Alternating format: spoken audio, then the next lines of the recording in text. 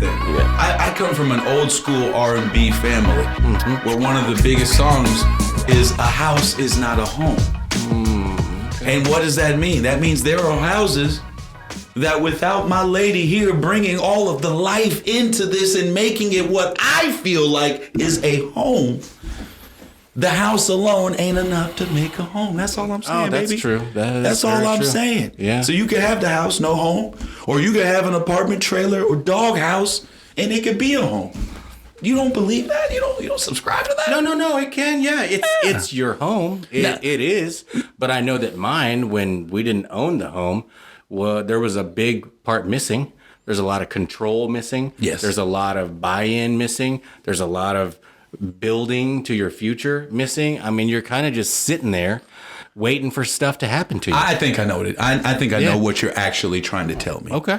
If you're one of those people that do live in an apartment and they ask you, "Hey man, you want to come over to my house?" Is that something? Is that what it is? Could be. That kind of irks you a little bit. Well, bro? I guess you don't have a house, brother, and I'm sorry. Chris Glenn can come with his mumbo jumbo, but that's an apartment. Yeah, I guess maybe it depends. When I think of apartment, I think of something like inadequate. You know. But let's just get real. We're keeping it real today. That's my experience. You know, when I lived in an apartment, we lived in a 1-bedroom apartment with 5 people and a dog. Oh, boy. 5 people, bro. I slept on the floor. I slept with my grandma on the fold-out couch in the living room. You got to fold out your bed every night and carry the blankets from the back bedroom to put them on the bed. And Grandpa's sleeping on the floor. And there's roaches, dude, everywhere. Bro, I was shooting roaches with rubber bands. You know the big rubber bands? Now that would be a fun game. In the corner, that would be a fun game. You come in the kitchen and you flip the light on and you look under the microwave and there's something looking back at you like this. There might be 2 or 3 of them, man.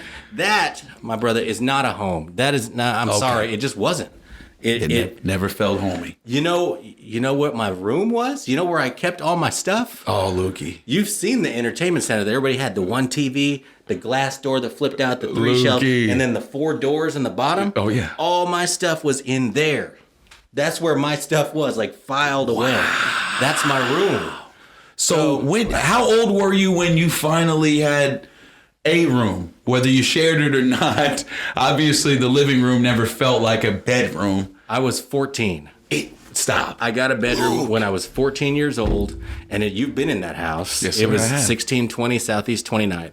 That room was so small even. But anyway, I got a room, you know. Does that room even have a closet? It does not have a closet. My closet was in the hallway. You could walk in. I had a desk and then like a dresser and another little desk in the corner. I don't know why. It had a computer on it that my aunt gave me with the orange screen and the black. Yeah, anyway. And then I had for some reason, I had a huge entertainment center. I was like, I need to upgrade my armoire room to a huger, armoire in my bedroom. And I had a single bed. And so you could walk in my room and it was like, the walkway was like the size of 1.5 of those coffee tables. And that was my room till I was 18 or whatever. So that was more of a home. But prior to age 14, were you inviting friends over to your house to play video games and all that? Or was it kind of known like, I don't want people to come and see?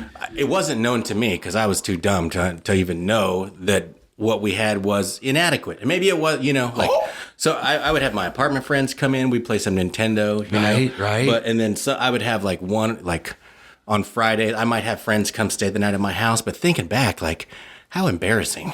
Like, they're over and we're like, there's roaches everywhere, dude. You know what I mean? Yeah. Like, a roach crawled out of my bag at elementary school one time, like in 6th grade. And like, people saw it? Nobody saw it. Thank God. That might have killed you. I might not know you. It might have ruined. It could have been the end. We could have had to move. It could have ruined everything, man. I mean, so to me, that apartment experience is the only one. We lived there from when I was 5 until I was 14. And after that, my grandparents stayed there. And we moved over to this house. And actually, my aunt and my uncle moved from Pennsylvania with 2 kids. And they moved in with my grandma and grandpa. So they stayed in that apartment for like 5 more years. And the rent was $325 a month, though. So, I mean... It's a different time. Yeah. Anyway, I'm Chris. This is Lou, guys. We're hanging with the homeboys, and we are talking about what makes a house a home, or what makes any place that you live actually feel like a home. And you know, we didn't come into this podcast with this on our brain, but it came up, and it was so striking that, you know, I had to have Luke chime in about what it meant to him. And for me, I moved around a lot, and I had so many different living situations, man. I had places that I didn't want anybody to know that I lived, and then I had places that I thought were the awesomest situations that we could ever have. Dang. And then a year later, it's just gone. It's like, wow, we went from that to this.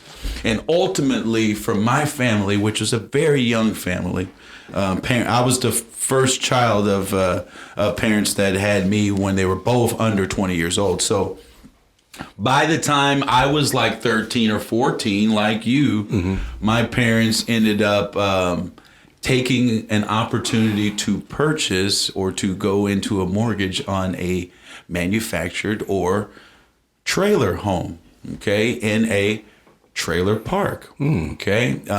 Now the benefits of this particular situation were the layout. My parents had their first master bathroom right there off of their room on the other side of the house. Luxurious. It was luxury, right? Yeah. So we got multiple bathrooms, and the place was brand new. Nobody had ever lived in it. Wow.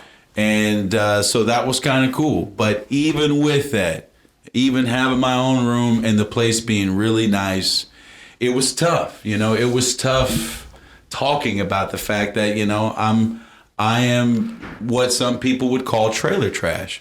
And these are the kind of things that you hear from your peers, and it makes you go, man, well, I guess I'm not inviting you over or really anybody. Did they say that to you? No, listen, at that age, the consciousness of kids and their peers is a lot higher. It's a lot better. You know, when you're in elementary school, you're going to have kids just repeat things that they hear their parents say, you know, and you know, but honestly, nobody ever tried to make me feel bad to my face regarding our living situation. But what it was is it just seemed like all of my friends were in a better financial situation than we were. So if there was a slumber party happening, it was going to be at their house. You know, I may be in high school or in that, you know, actually by the time high school came, you know, us guys weren't really doing a lot of spending the night. You know, at least my parents weren't really into all that, you know. So yeah. I can remember having somebody spend the night maybe once, honestly. That wasn't family. After you guys got your place. Yeah. And my parents ended up, even though they left, moved to Kansas City about 5 years after we got that place. They kept it in the family, rented it to some other family members, and didn't sell that place until about 5 years ago. So kept it in the family for over 20 years. And, you know, it honestly wasn't a bad situation. It was a corner lot, you know, tornado never blew it away. But it felt like home to you. Like when you think back now, does it feel, you know, do you think of that as home? 100%. I think the worst part about it, though, was my own insecurities. Like, I always felt like I didn't belong there. And in the home or in the trailer park because I didn't get along. I was a guy that was like friends with just about everybody, but I didn't have any friends that lived in this massive trailer park in Manhattan, and I don't know why that was. Why I was connecting more with the preppies, if you will. It was high school time when you moved there. So yes, you had I was 8th grade to leave. 8th grade. And go other places. Like you didn't have to hang out around your house. Because I mean, I think around high school time that you know, your whole friendship segment or sector or geographic boundaries of friendship, I think that goes away. Because now you're going to the gym. You know, you're going to go play basketball. You're right. I'm not just limited to the people in the neighborhood. Yeah. You know? Yeah. And so I started there as an 8th grader. I don't even remember my little brother really being up friends with a bunch of people. Oh, really? In that neighborhood. He's 5 years younger than me. I don't know, man. Yeah. You should check with him on that. I'm pretty curious about that because, I mean, in the apartment complex, there's probably like 7 kids. You know, I mean, this is like a 12 building apartment complex. Every one of them has, 20, 30 units in it or something like that. And yeah, I had over the years probably like 8 friends that lived in there. So I hung out with these little kids they came straight from Nashville or somewhere in Tennessee. And these guys came with the racial jokes, man. They came with them all. They came, I'm the chink, there's the N-word jokes, and I'm just dealing with it, and they're my friends all the way up through middle school. And once middle school came around, then it's like, all right, I can ride my bike to other neighborhoods. I can go hang out with some other friends. I'm going to the Y and playing sports on different teams. And then we weren't friends anymore. And nowadays we're not friends anymore either. But I almost lived in a trailer park too, because my mom had a friend that lived in one. And this is, I must have been like 10 years old or something.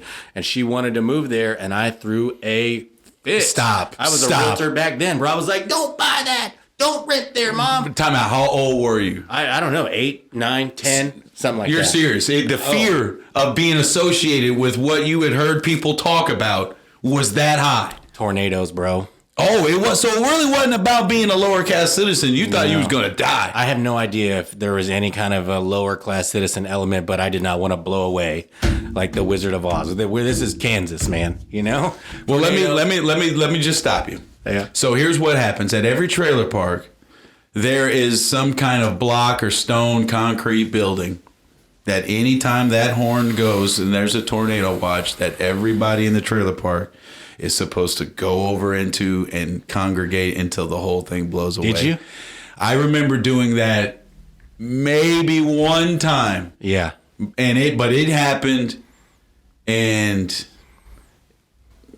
that's how it went back then in a trailer park, man. And it was weird because we had a lone basketball goal at one area of the trailer park. I would take my ball there and I would shoot hoops by myself all the time. Nobody ever came and shot with me. I never played. How many kids were there? Dude, this, I mean, it's still there. It's called Colonial Gardens up in Manhattan. And I feel like it's got to be a couple hundred trailer parks. Nobody came out and played ball with you at that? No, it was just weird, man. I don't know. Like I said, before I got my car, that was good entertainment for me to just go. Huh. It wasn't too far from where we lived. And yeah, I don't know. But that's my home. And I've had an awakening or a reckoning, if you will, as an adult, and I've gone back and come to terms with the fact that I should have never, ever felt like I was some kind of second class anything for living out there.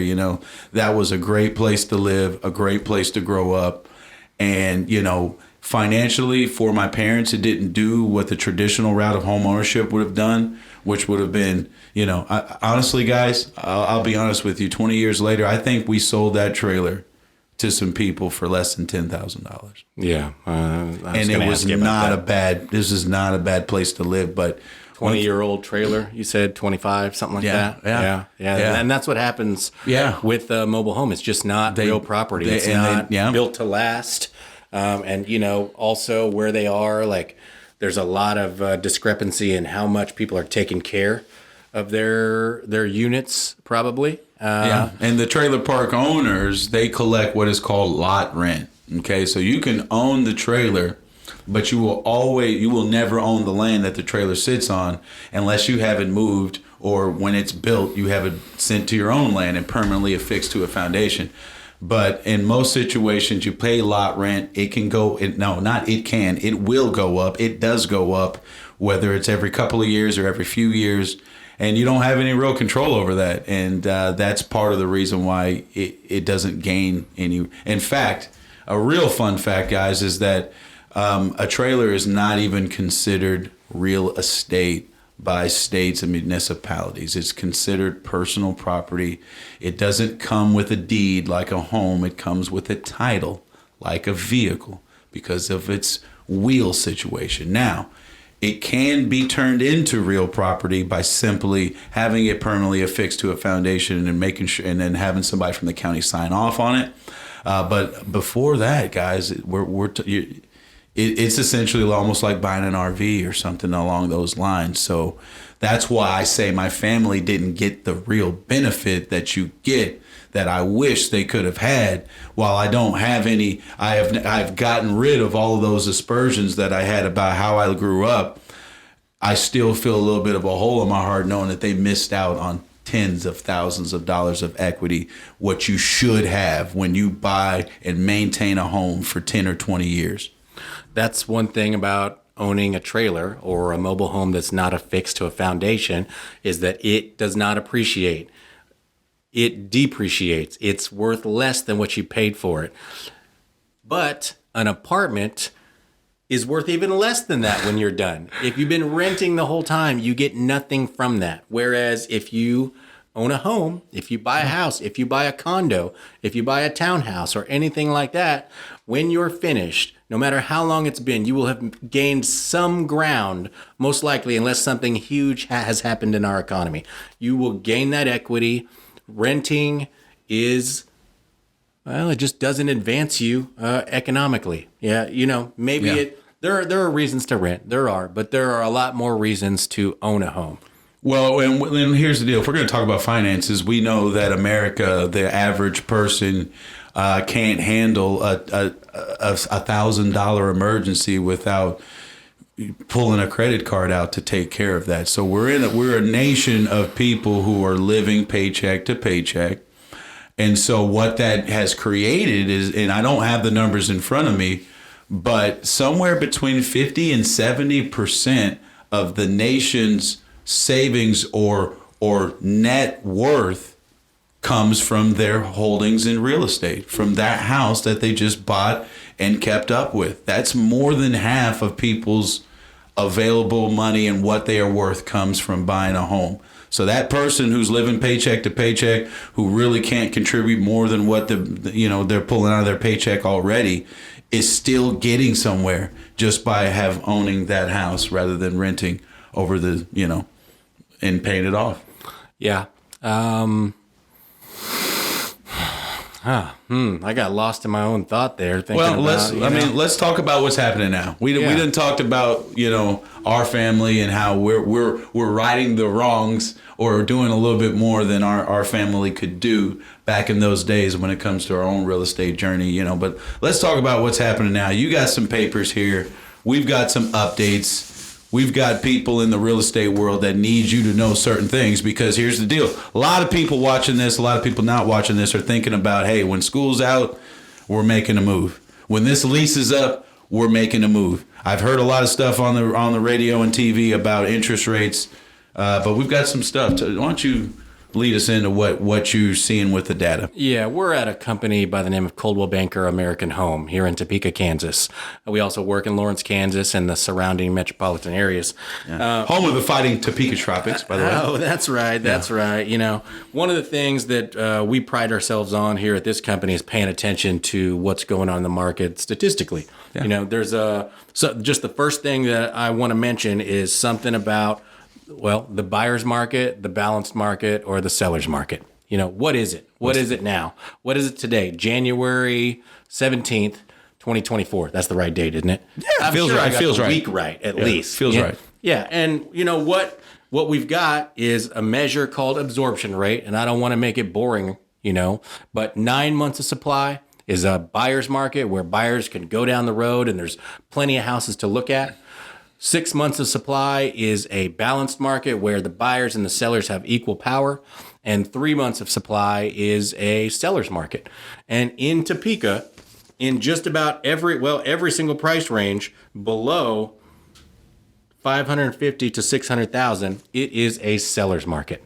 It is not getting worse either for sellers. So less than 3 months of supply. And what we mean by months of supply is if all of a sudden we couldn't sell any more houses and the only houses that could be sold were the ones that are already on the market, based on the rate of people buying, how long will the houses that are on the market last until they're gone? Yeah. How long would it take to sell every single house? And I'm looking at these, and it's, less than 3 months. In some cases, it's less than 2. In extreme cases, it could be even less than 1 month of supply in an individual price range, which gives sellers a lot of power. Where they say, hey, the buyer says, hey, I want a discount. and I want you to pay my closing costs. And the seller says, no, why don't you go buy the other one, see what they'll think. What other one? Exactly. There is no other one. Come on home, baby. This is how we're going to do this. So there's a lot of pressure on you as a buyer out there right now. You know, when you're out there looking at houses, you probably go out the first time and see 6 houses. You know, maybe go out again. In total, you've seen 10, 12 houses. And at that time, you've seen all of them that are on the market in your price range. And that is what's happening in Topeka every day right now. It's happening in Lawrence too. There's just not a plethora of homes to look at. So you have to choose from what you got right there, make a decision now, or you have to wait. And you wait for the next house to come on the market, and everybody else that's in the same situation rushes to that house, and somebody buys it. And then guess what? You wait for the next one. If you didn't get it, if you weren't the lucky one to win in a multiple offer situation, or just the person that took action because it's the slow winter time right now. Maybe you're the only one that made an offer. Wintertime might actually be a good time to buy. Let's talk about that, guys, because we you know, beyond just absorption rate, buyer's market, seller's market, we have the interest rate pressure that we're seeing as well, where interest rates got to a level back in late October that was as high as they have been in about 20 years. And so that created a lot of news headlines and a lot of panic and a lot of people telling other people, don't buy a house right now. But since we hit that high, we have been slowly climbing down, and a lot of people who make way more money than we do have decided that by the time April comes, we could be a couple points lower than we were at that high water mark. And so when you combine the fact that a lot of people don't want to do a lot of housing activity until spring or later, and then you combine it with the fact that interest rates are going down, we're expecting a big frenzy in the market, which means right now, if you can buy a house that's available right now, your chances of having to fight off a bunch of other people go down tremendously. And even if you don't wait until that interest rate bottoms out, saving $5,000, $10,000, $15,000 on buying the exact same house might be more important than waiting for the interest rate to go down a percentage point. The reason that you're saving, like he's talking about, is because you're not in competition with everybody at once. There's not 10 people wanting to buy the same house at the same time as you. Because, you know, you end up, if you're in that situation, if you're a buyer and you've lost one time, you know, you're feeling a little bit of like, oh, I might not get a house. You know, you lost 2 times, you're starting to get tired. You're starting, you know, 3 times, you wrote 3 offers on houses and you lost every time. You're getting a little desperate. You know, who knows what your situation is? Is your lease up? Are you moving to town? Are you guys having a baby in 3 months? Are you having a divorce? Yeah. Do you have to move? So, you know, you don't want to be in that desperate situation, because what I'm saying is those situations are what make other people, make your competition pay over asking price. You know, pay $10,000, $15,000, $20,000 over asking price. And we measure that too. You know, we use that to help advise you in making a strong offer. And that's how you lose $10,000, $15,000 or pay more than you intended to pay. And right now in January, in February, when it's cold, it's, you know, yesterday what was the high yesterday? Like 10 degrees, 15 degrees. Today, the high is 30 and it's going back down this weekend. Get out there and look at houses right now. Maybe don't call me. Yeah. You know? I want to stay in the cold, but you got to get out there and put your boots on and go to work. And here's something to think about psychologically, right? He and I, as a person that would possibly list your house, if you called us over today and we had a game plan on what it was going to take for your house to be ready. Let's say it was going to take 2 weeks of grinding to get your house ready.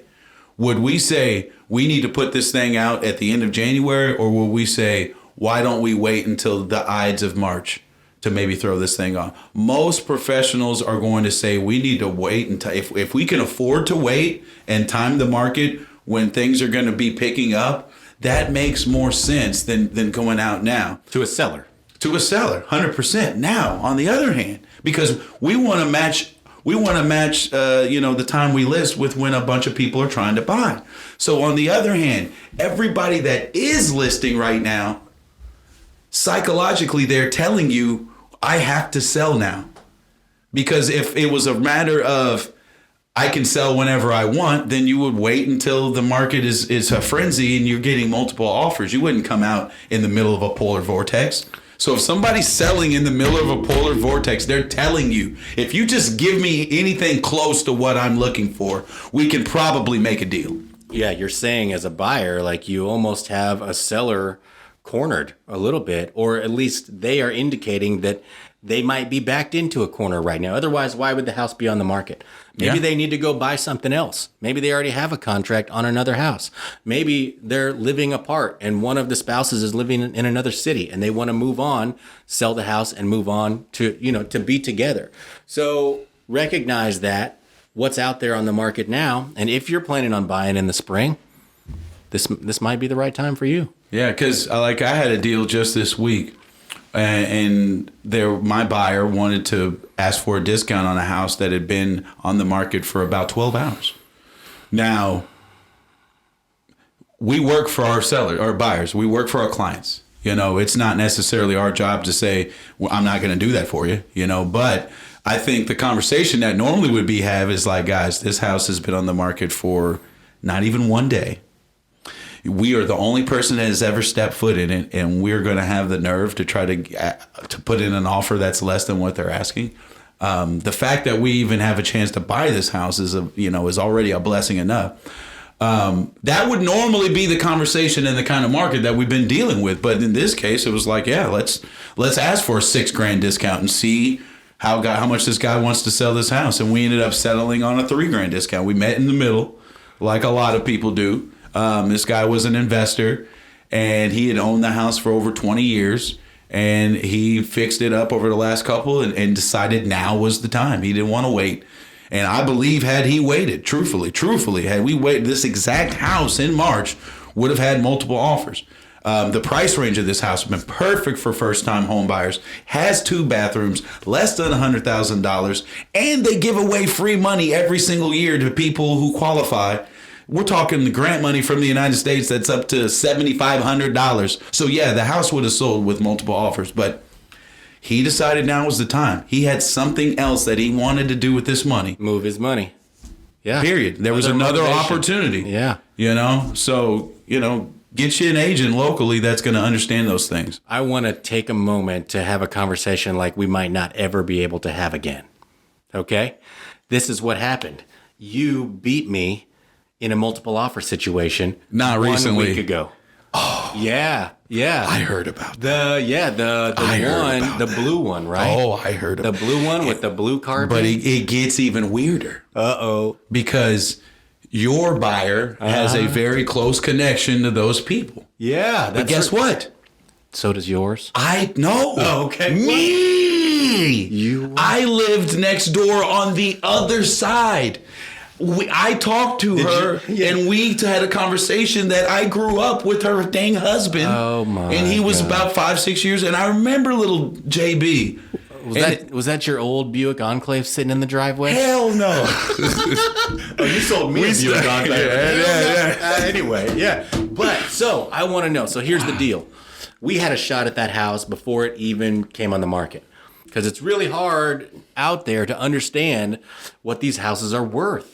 This thing is close to the lake in Topeka. It did need work, and how do you know if, with all the bad news that you're hearing out there, is that what are other buyers thinking? Is the market appreciating? Is it coming down? You just can't, as a buyer, you can't move forward thinking that there's going to be problems with the market in the future. It's going to make you lose. Okay. So I'll just say we wrote an offer that we were going to write an asking price offer. And then we found out there was another offer on the table. And we went above asking price. Did you guys go above asking price? This won't even come out before this closes. No, you're fine. So number one is the conversation that I have with my people all the time is we've got 2 options on this house, okay? We can see what we can get away with, or we can put in an offer that is designed to win. And a see what you can get away with offer means I can live without this house. Yeah. Okay. This is where I feel I'm comfortable. If we lose, I am not going to cry or come back and say, man, but when you put in that offer to win, that's when you start asking people, hey, man, is $30 more a month on this house, $1 a day. Are you going to allow that to stop you from offering a little bit more? And if they flinch at $1 a day, then we need to stop right there. This ain't the house that they're willing to compete for. My people decided, with this house being in a cul-de-sac, and anybody out there watching this who has lived in the cul-de-sac understands that when you have children, you're on a street that the only people that are ever driving on it are pizza delivery drivers and the people that live there. That's it. So safe. It's so much safer. Ride your bike. You could go and learn how to. Yeah, you don't have to. Straight across. Who cares? Put a basketball goal up in the middle of the cul-de-sac and the kids are playing. This stuff happens in cul-de-sacs. So when they looked at that, the adjacency to the lake where both that couple and myself got married, so you could literally walk to the lake, they decided they wanted to put in an offer to win. And our initial offer was above asking. Then we found out that there was a third offer on the table, possibly. Ooh. Yeah. A third one being discussed. A third client, a third agent had been flirting. Did you up Yeah, it? yeah. We went even higher. Bad. Yeah. I feel like had I not known the agent, had I not known the sellers of that house, the offer that we put would not have been as strong. Okay, because I felt strongly. I knew that these people were the only people that ever lived there. I felt like these were the type of people that if something was wrong with their house, they'd fix it. Maybe they didn't do a bunch of updating. Yes, there's blue carpet in the house. But as far as things that the house need, I felt confident putting in an offer. Yes, I'm going to say it right here. That had no inspections. Yes, that's a big one. Damn, dude. No one. We forego. And had I not felt that strongly about the sellers and my own eyeball of being a guy that has bought probably 10 houses without inspections personally, I would have been a little bit more strongly on the side of we got to get inspections here. So, like, these are things that I may have, if it was my client, I may have went harder on, like, look, you just don't lose this. Like, this is a gem. The basement is totally unfinished, bro. Totally unfinished. Stubbed for a third bathroom. It's huge. Ready to roll. 1,200 Stubbed. square feet. You walk down the stairs. It's not the stairs come down in the middle. No. And then the furnace is right in it's the middle. hugging one of them walls, baby. You come giving down you everything. Daylight basement with a couple of windows that you can open and shut. Not them weird ones that have to have a well. You're putting the bedroom down there, super easy. You still got a storage room. You have a huge living room. The upstairs, yeah. See, here's the deal, guys. I'm from the school of this. If my client says we gonna live in this house for 10 plus years, then there ain't no such thing as overpaying by no 5%. That's not real. Yeah. It ain't even overpaying by no 10%. You couldn't even if measure you it. love the house and you're gonna be there.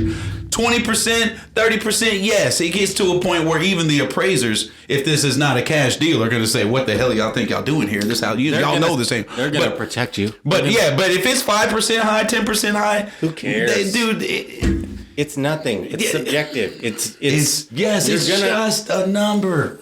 The number, even so 5-10%. Yes. What does that mean? Well, in this case, 5% is $10,000. Yeah. 10% is $20,000.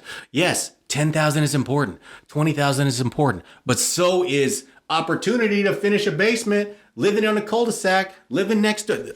And there's another extenuating circumstance that he actually talked about, which was the fact that they have a house that they have a contract on.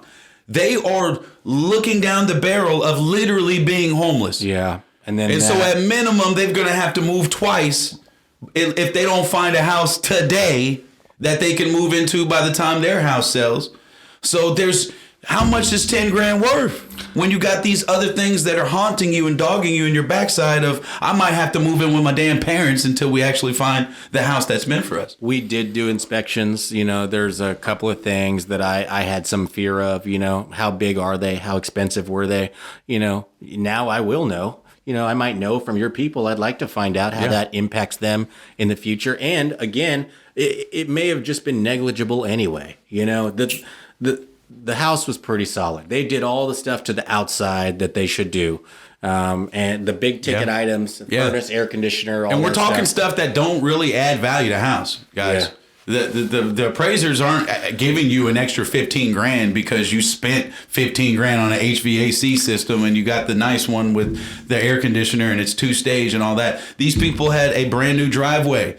that you're not getting any value for this stuff. Brand new driveway. That's big time. Yeah, that cost $10,000-$15,000, and the appraiser really isn't giving you nothing for that. I did win on one front though, and this is a big one. And you know, I probably shouldn't even disclose this to you because I beat you here. Like I came out on top, and that is that my clients did not buy a house with a Mickey Mouse bathroom. The master bed had a Mickey Mouse border going around on the wallpaper. Like you lost, bro. No, you lost. Luke won. No, Luke. I mean, we're about to end this show, but I need you to understand that this morning on Facebook Marketplace, one of our peers that lives in Tecumseh, the neighbor to our east, had a vintage Mickey Mouse sweatshirt from like 1995, and if I showed it to you, oh yeah, I've seen many a aunt that has no kids wear this shirt.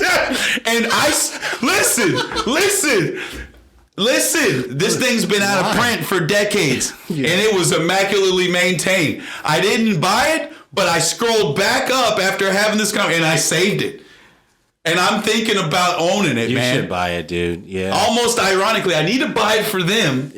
And then give it as their friend. So they got something for their new Mickey Mouse bathroom before that wallpaper ultimately gets replaced. Well, this is what we're doing, guys. We're mousing around, we're housing around all the time on Hanging with the Homeboys. That's right. Doing a good job out there. Sometimes we're in competition and somebody wins. Damn right. But we learn from these situations, you know. I'm going to have a chat with him about the things that he was a little worried about in the house, and he'll get my perspective on those same things. Or maybe I missed them. Who knows? It happens. Tune in, guys. Hanging with the Homeboys. That's right. Like this, share this, comment down below, and let us know what you want us to talk about next time, and we'll see you. Up, and up, 2024. That's right. New year, baby. Thanks, guys.